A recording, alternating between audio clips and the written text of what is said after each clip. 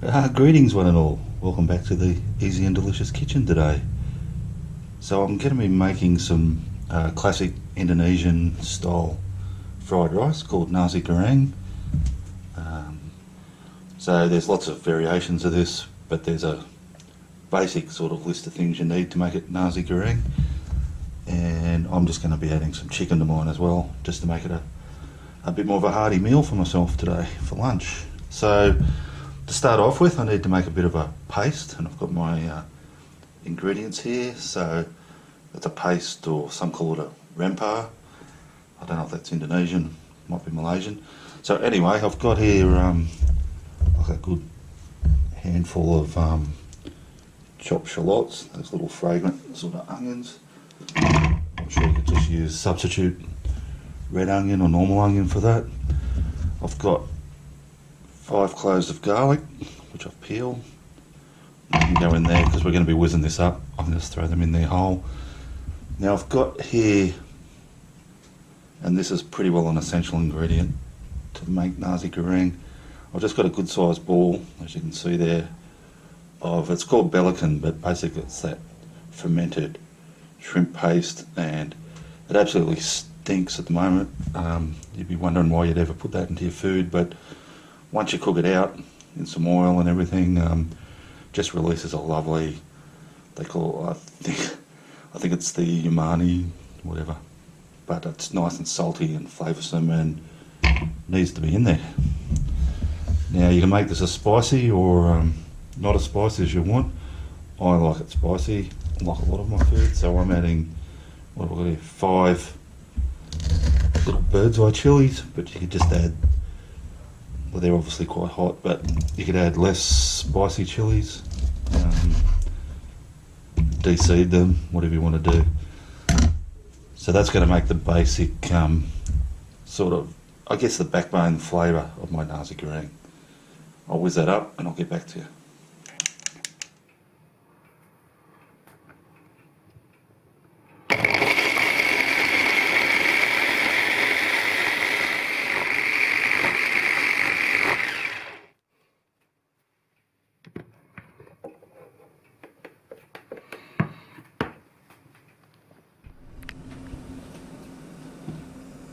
Alrighty guys, so yeah, I've just got my Matty Boom Boom wok there heating up with a bit of couple tablespoons of vegetable oil.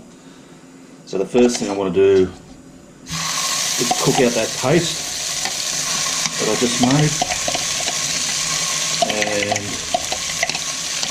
we are actually going to cook it, guys. It needs to be cooked right out, so it could take a couple of minutes,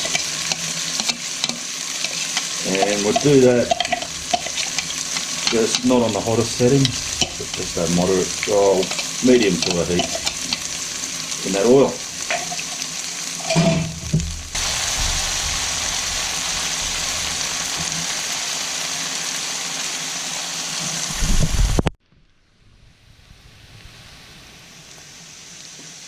Alrighty guys, so that that paste, that rempah, whatever you want to call it, cooking away nicely there. You can see it's starting to change colour, starting to toast up nicely.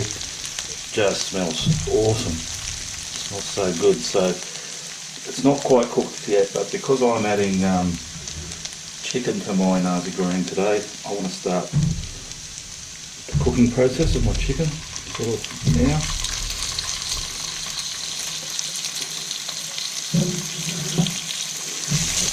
I've got it's only about 300 or 400 grams of tenderloins there that I've just cut up.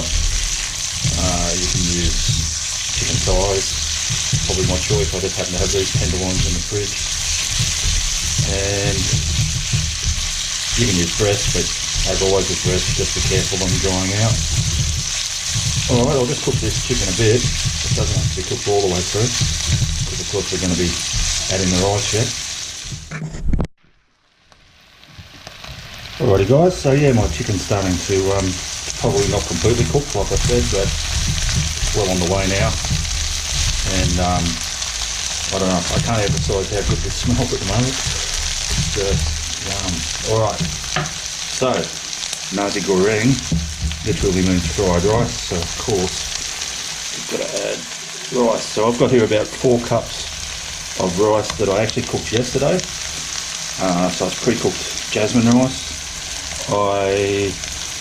What I did is I sort of laid it flat on a tray after it was cooked, after it cooled down and it was cooked, and I let it sit in the fridge uncovered overnight. And what that does is it really sort of dries out the cooked rice, and it just sort of helps it along a bit, I think, in this dish anyway.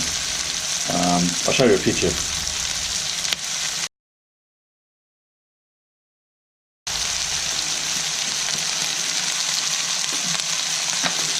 At this stage I can probably add a little bit more oil. Fried rice is an oily dish because oil has to coat all those individual pieces of rice.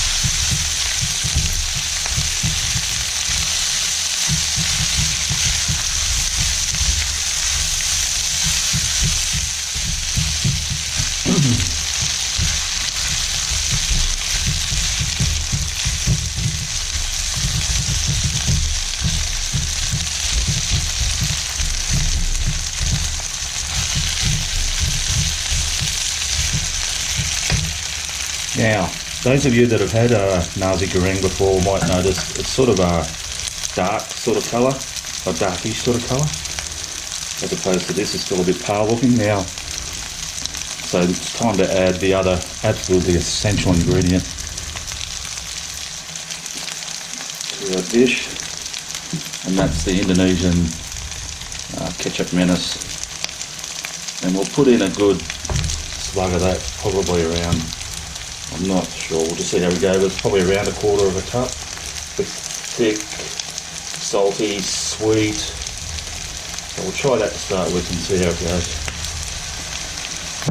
And it gives it the absolute trademark Nasi Goreng look and taste. Along with that rempah we used at the start, it's just, and oh man, I swear to you, I'm absolutely salivating here. The smell of that now.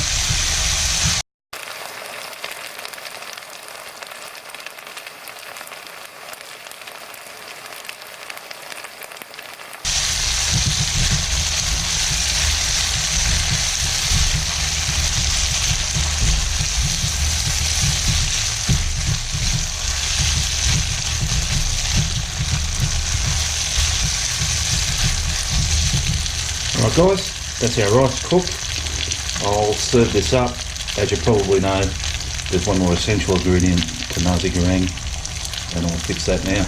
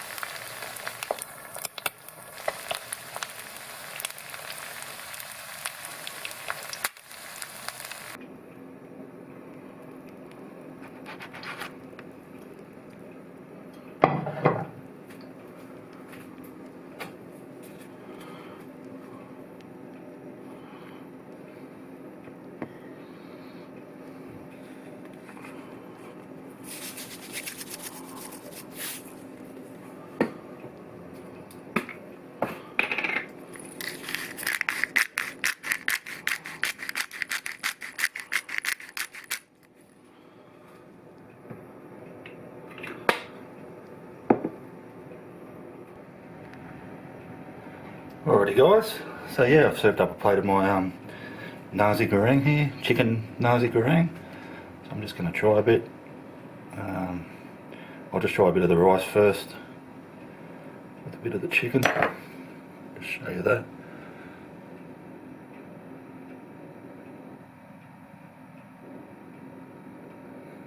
Looks really good, smells really, really good.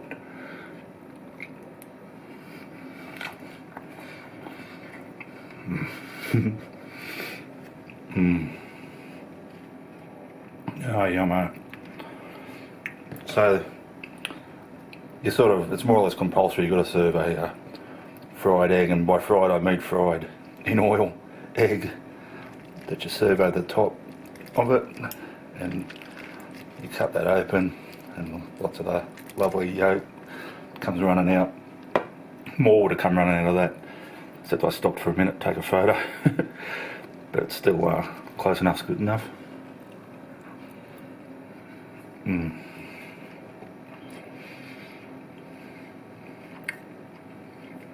Oh man, that's good. I've just, as you can see, served it with some cucumber. You can do cucumber, tomato, whatever you want. A few prawn crackers.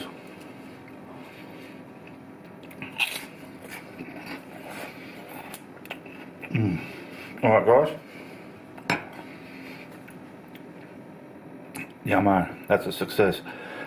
Thanks for watching as always. Thanks to those who've subscribed to the channel. If you haven't subscribed yet, hit that subscribe button, do us a favour, doesn't cost anything, and yeah, it does help me. Gives me motivation to keep going and trying to come up with nice dishes that are easy to make. As you can see, just in an average home kitchen. And I'll see you all next time.